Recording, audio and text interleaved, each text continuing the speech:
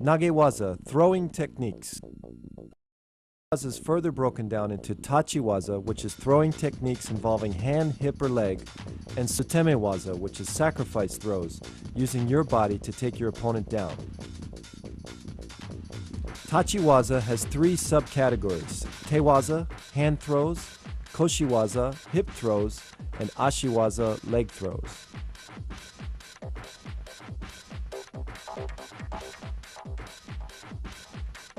Taotoshi, side body drop. This was the foundation throw of all my throws in competition. The key to Taotoshi is keeping your wrists relaxed and flexible, so when you snap them up, your opponent comes off balance. Try not to worry about where your feet are placed. Just worry about pulling your opponent off balance and turning as fast as you can. Again, let's look at the footwork. My left foot goes across his ankle and I pull my opponent over my foot. Again, as I set my opponent up, it's important to snap my wrists in order to create that kazushi, or off balancing. Then I follow through.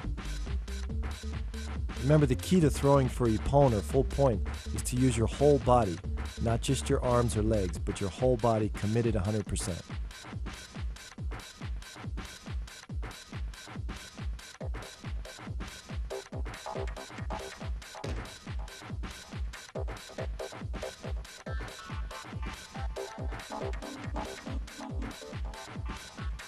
Another competition version is a side taotoshi, staying in front of your opponent by a half a step, just like we were doing in kouchi guard.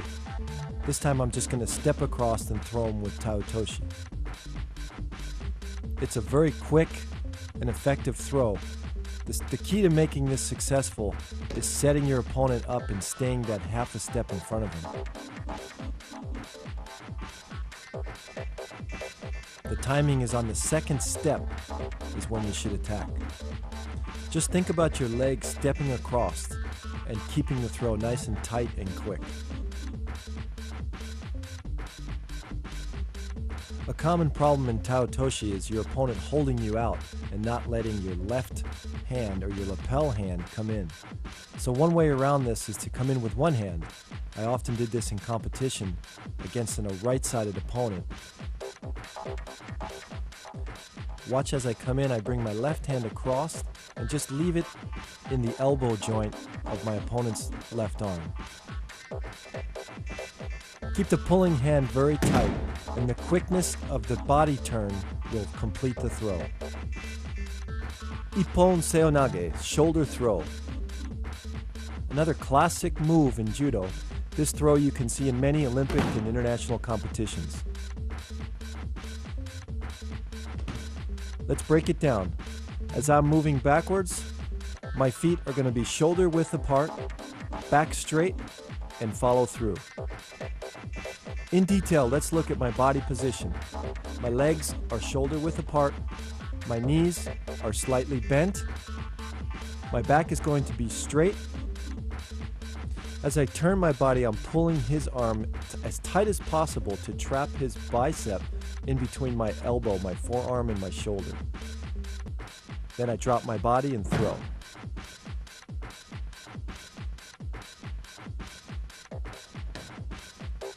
Again, my shoulder should be about the same height as his shoulder. I don't want to drop too low, otherwise his arm's going to come across my neck. In slow motion, I come in, turn, and throw. Let's look at it from a moving angle, the timing of it. As he steps forward, my body is twisting and turning into position. I create the off-balancing or timing by pulling him forward with my right hand. Again, the positioning of my legs should be about shoulder width apart. My left hand also is pulling forward to off-balance him. Let's look at it from a different angle. Notice how I pull him as tight as possible and then turn. There should not be any space in between my shoulder and his chest.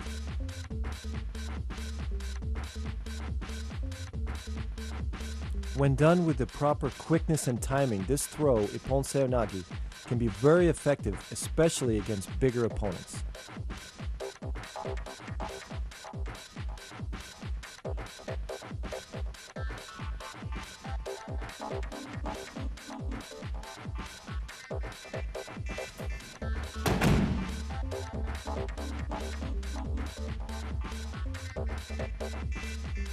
Morote seonage, shoulder throw.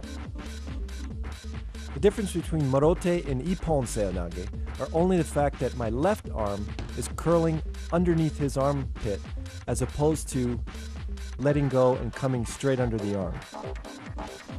Notice that my feet are slightly overturned. This is to create a little bit more torque. Again, you can watch both feet are pointing a little bit to the right. A key point to remember is try to keep your wrist as straight as possible, because when you bend your wrist, it becomes a weaker throw. The follow-through is all the same. You notice my right hand is pulling my opponent up, my left pinky's turning out. This is to create more of that off-balancing, which is needed in all judo moves. Try to bend as low as I can to come underneath his belt or center of gravity.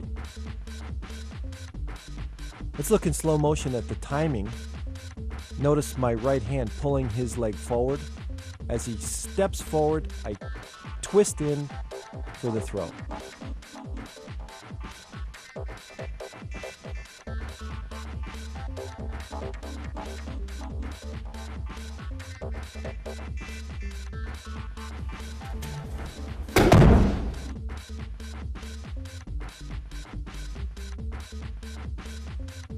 Kataguruma, shoulder wheel.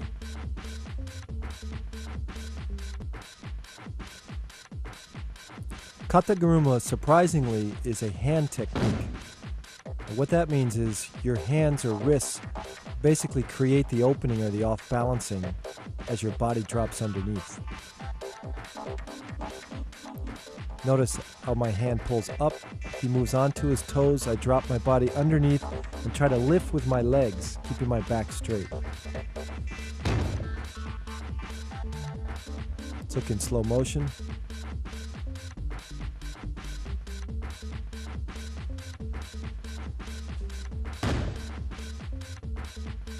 Looks from the top.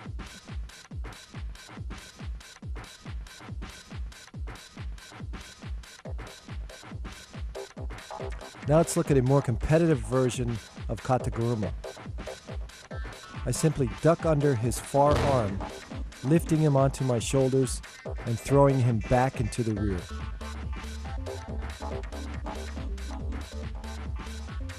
My opponent's got a far right-sided grip, so basically I'm ducking under his other arm and taking him off balance in the direction that he's already leaning toward.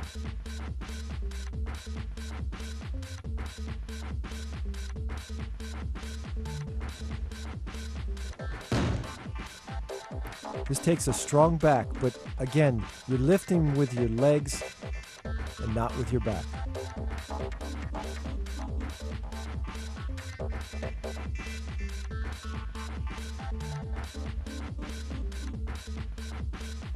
Another competitive version of Kataguruma is to surprise my opponent by simply dropping underneath his center of gravity. As I follow through, I extend my arm and come into the pin. Remember to pull with your right arm as you drop underneath and finish the throw.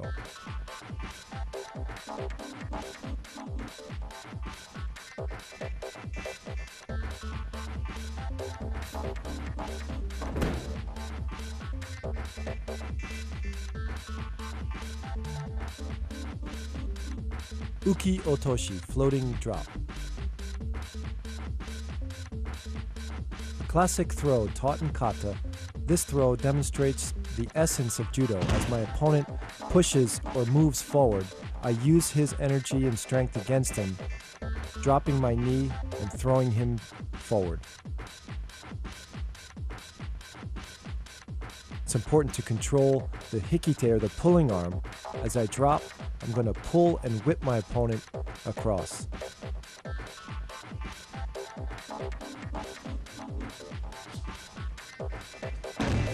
Again, as he steps, is the correct timing to drop my knee down and whip him across. To apply this technique in competition, push your opponent backwards so he reacts and pushes forward. At that moment, turn quickly, thrusting your elbow into his armpit and pulling down with your hikite, or pulling arm.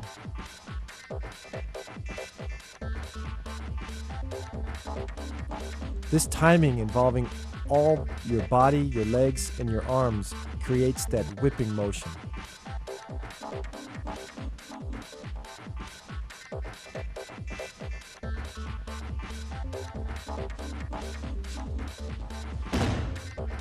This throw is difficult and uses a lot of timing.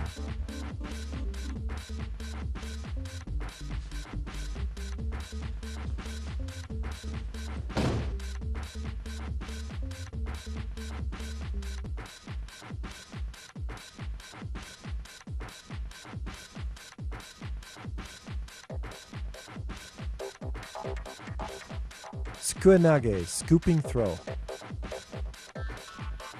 This is often used as a counter to uchimata in competition. As the person enters, block first, and then with your knees bent and your back straight, pick him straight up and straight down. It's important to control him with your left hand on his lapel. As you block him and pick him up, my left hand is controlling and then pulling down at the last second.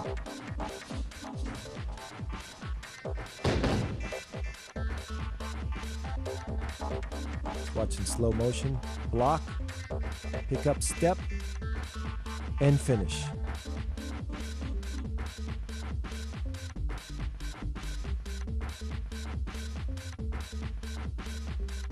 Notice I use my right knee to drive straight up in the air to help lift him.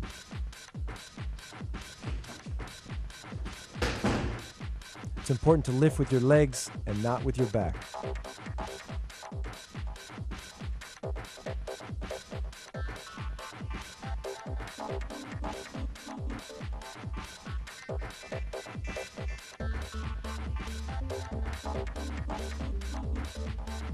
Sumiotoshi, corner drop. Another throw that demonstrates the pure essence of judo. Timing. As my opponent is moving forward, I'm going to use the correct timing to switch directions and throw him backwards. Basically taking his feet out from underneath him.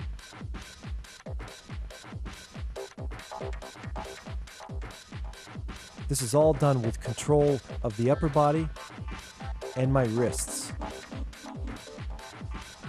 Keep my wrists flexible enough to use it as a whipping motion to change his direction.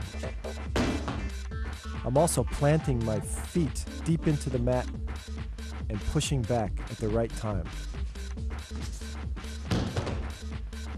This throw is an important teaching tool to show the fundamentals of how judo really works.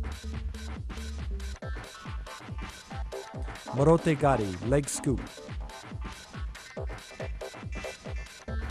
In this technique, I surprise my opponent by dropping my body below his center of gravity and scooping up his legs.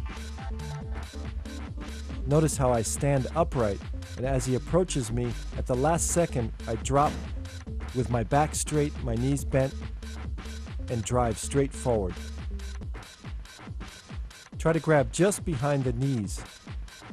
By grabbing here, you'll off-balance your opponent and simply scoop him forward.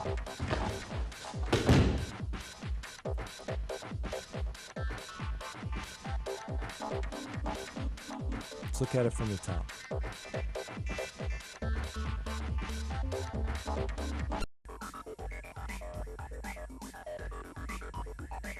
Ogoshi, hip throw.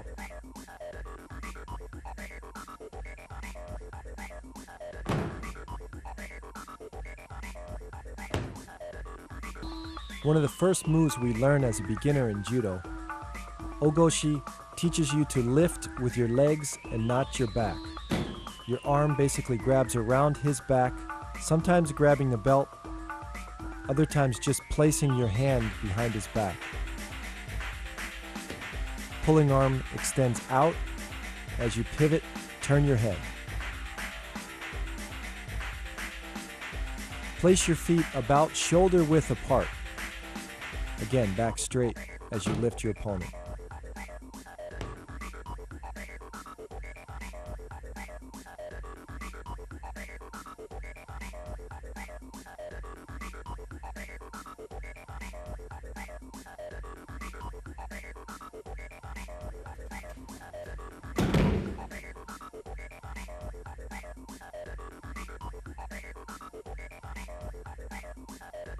Ukigoshi, floating hip throw.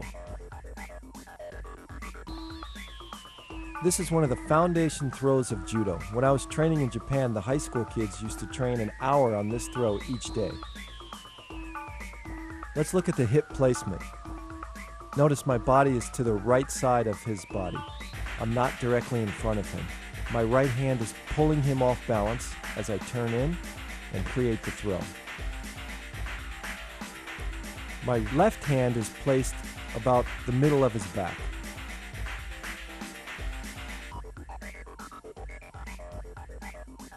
Again, from the front view, you can see that I'm a little bit off to the side. This creates a whipping effect.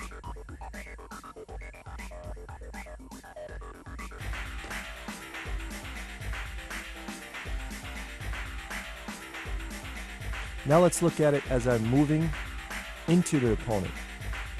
Okay, I take a deep step with my left, and my right comes back, lifting my opponent as I'm turning.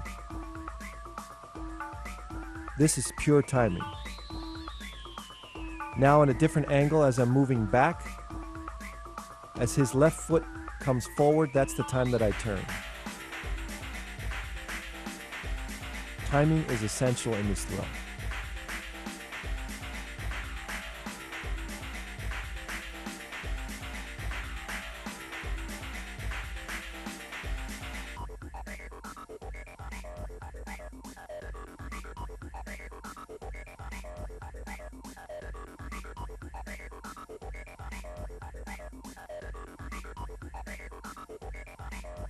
Tsurikomi goshi, lifting hip throw.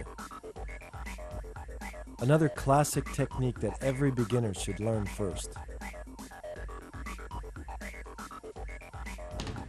Most important is my body position. As I pull my opponent off balance using both my left hand and my right hand, again, my feet are shoulder width apart, and my knees bend, but my back stays straight. And then I lift my opponent when my knees come up. The left lapel does all the controlling. Okay, look at my left hand, the way I lift it up. When I lift my left hand up, he comes to his toes. That creates kazushi, or off balancing. Again, the left hand positioning or the left elbow positioning is against his chest.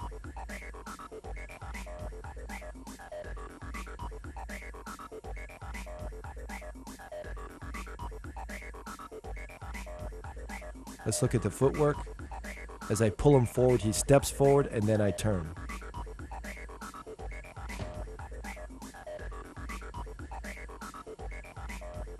It's sometimes a difficult position to get into, and beginners often feel like they're off balance when they're practicing this move.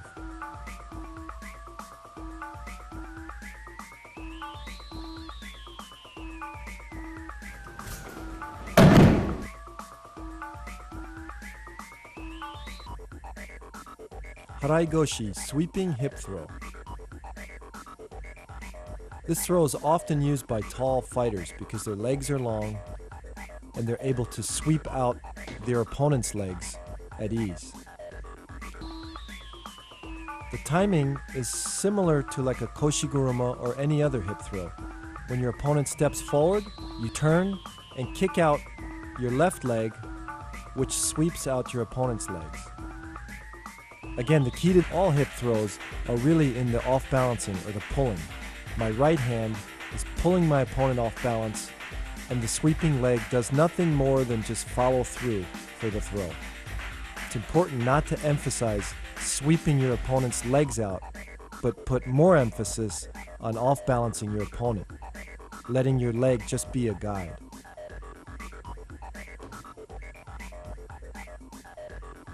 Let's watch in slow motion. Again, keep the sweeping leg straight, point your toe, and finish the throw.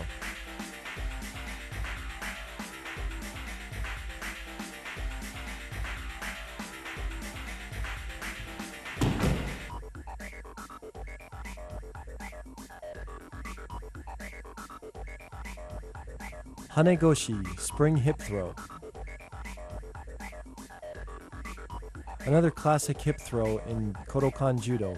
Hanegoshi is basically the same as Haraigoshi except for the fact that your left leg is slightly bent. In Haraigoshi, it's fully extended, sweeping both legs out. In Hanegoshi, it's slightly bent and placed on the inner thigh or knee area of your opponent.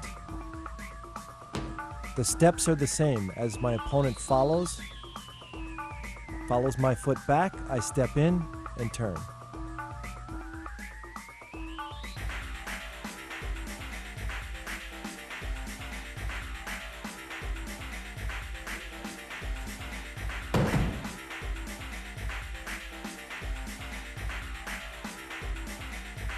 Utsurigoshi, changing hip throw. This is a classic counter in judo, where basically I'm replacing his hip with my hip. As he comes in, I check or block, lift him straight up in the air, and throw my hip in for like an ogoshi.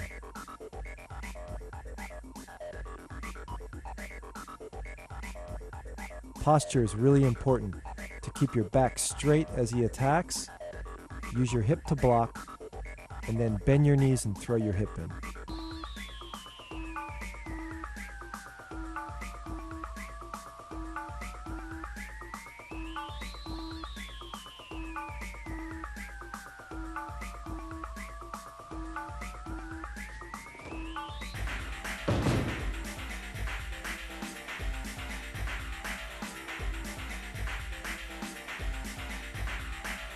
My pulling hand is very important also to control his body.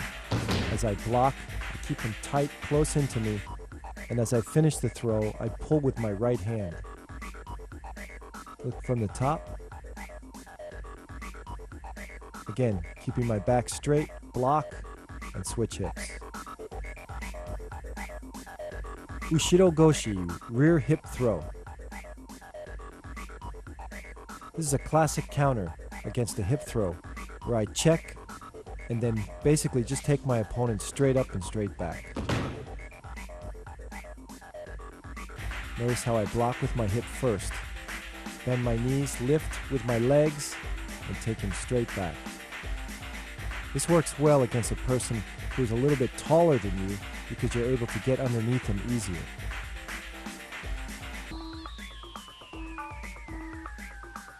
Also control him by keeping his body close to yours and basically bear hugging him until you throw him down.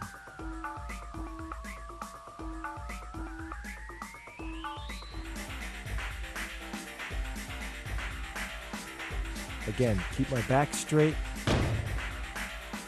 Don't try to anticipate this because when you do that, you're going to bend your back and then you'll get thrown. Let's look at it from the top.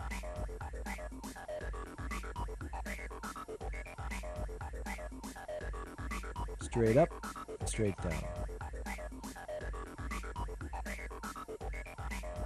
Tsurigoshi, lifting hip throw. The main difference between this throw, tsurigoshi, and ogoshi is the fact that I grab his belt. Watch as he comes in, I grab his belt, and then I attack, much like an ogoshi.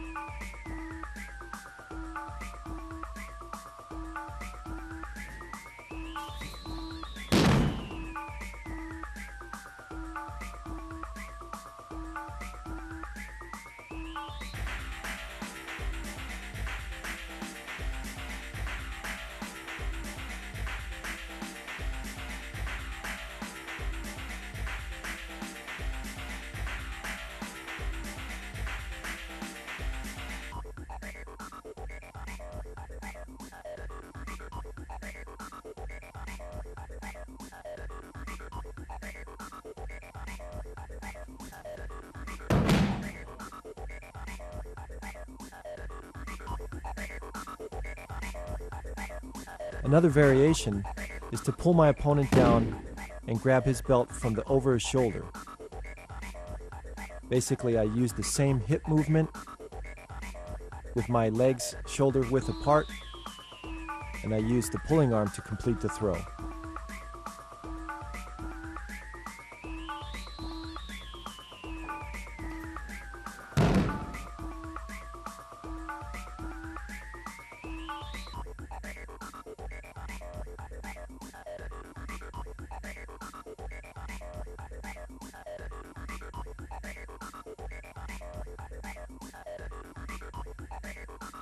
Let's look at it from the overhead.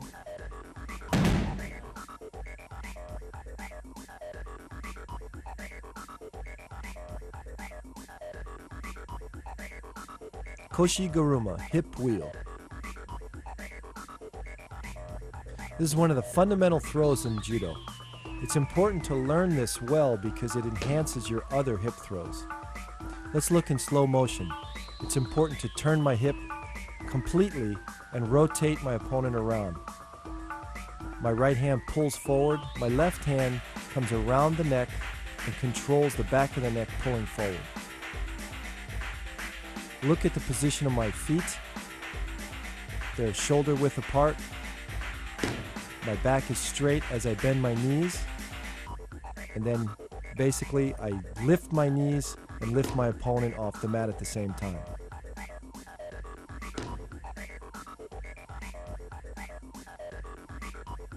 Look in slow motion again. Proper positioning and then explode. By doing many uchikomis in koshi-guruma, this improved my uchimata and also my harai goshi.